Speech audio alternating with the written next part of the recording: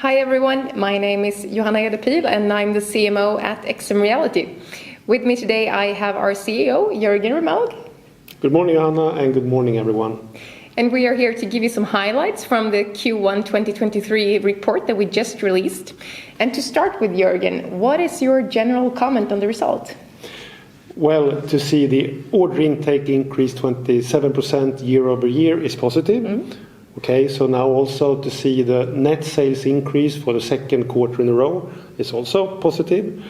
But of course, I had more expectations for the annual recurring revenues.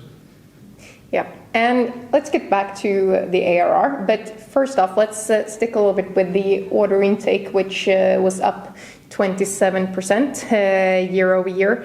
And are there any deals or customers that you would like to highlight behind this result?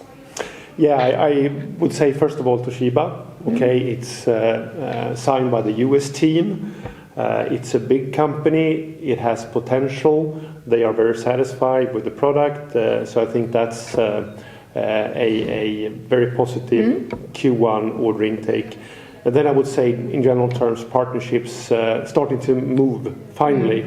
So licenses starting to come in, both in terms of Point Media, which is Norway, and we also have Viveo, and of course that large multinational industrial global company, which has a branded version of the product, which also now have started to order their first licenses. So I would say Toshiba partnership, that's the order intake highlights, I believe, from Q1. Yeah, I agree. And I mean, adding to Toshiba, that was actually a deal which we took with hard competition. Right, stiff competition. It's good now to see that the new product is really competitive in the overall landscape. And just staying a little bit with the partnerships, and we've actually done some communication around the partnership with Viveo, a Swedish company active within the facility management and more, specifically within call center. How come that our product is being used within this application? Well, I would say the housing and facility management is not new. We have that usage in the UK with Sovereign, with Cobalt for the social housing. But I think what is new here is the usage within the call centers, where Viveo do an excellent job for us. I was implemented that, and the first application again is going to be SBB, which is a large Swedish real estate owner. But that is new for us. It is business to consumer more than business to business.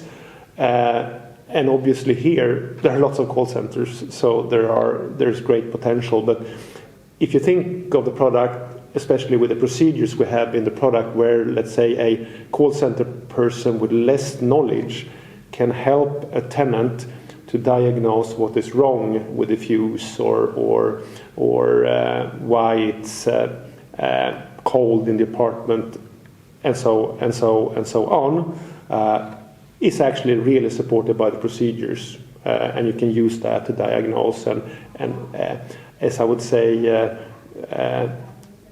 one of the big real estate owners said, well, this is a good way for us to give the tenants some love. Yes, definitely.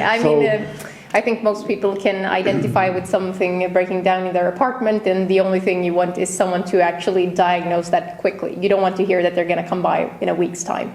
Yeah, right. So this is interesting for us. It's a complement to facility management, and we are actively observing how we're doing in this market to see if this is actually an interesting vertical for us going forward. And as I wrote in the report, we had a very positive reception at the real estate trade show in Kista in Stockholm. Fastighetsmässan, where we had some 60 leads coming out of that, which is actually more than we have seen in other fairs. We need to see the quality of those 60 because it's a new vertical for us, for sure. Positive so far. And now let's get back to the annual recurring revenues, because many of you might be wondering how come that we see an increase in order intake but such a little movement for the ARR. What's the reason behind this? Right. Order intake increased 27% and ARR increased 1%, right? So the order intake has renewals, it has hardware, it has new orders, and it's also had proof of concepts and pilot projects. Not so much hardware this quarter, couple of smart glasses and some point pads. Of course, the renewals. We're missing a big new order in the quarter. Yeah, that's true. But we have started quite some pilots and proof of concepts, which is obviously a project with customers 3 to 6 months in assessing the product, and that will follow into normally an annual subscription. So quite a few with, I would say,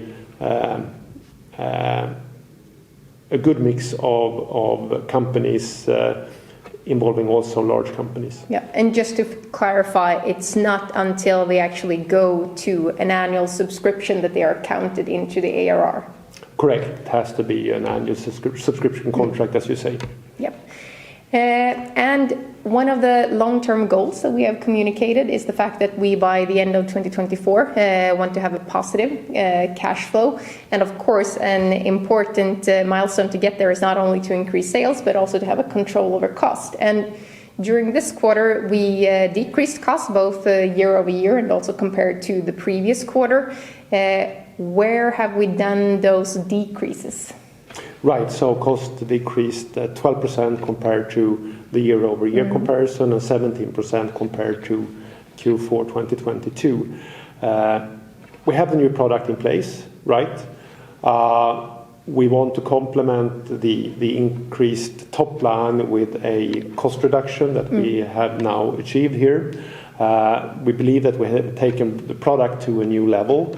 The product have also been moved into something which is much easier to maintain, much more versatile, and requires less versions to be compatible with different hardware types. So we believe we have taken the big investment on the product side. We still will move the product forward, don't get us wrong here. And we also see that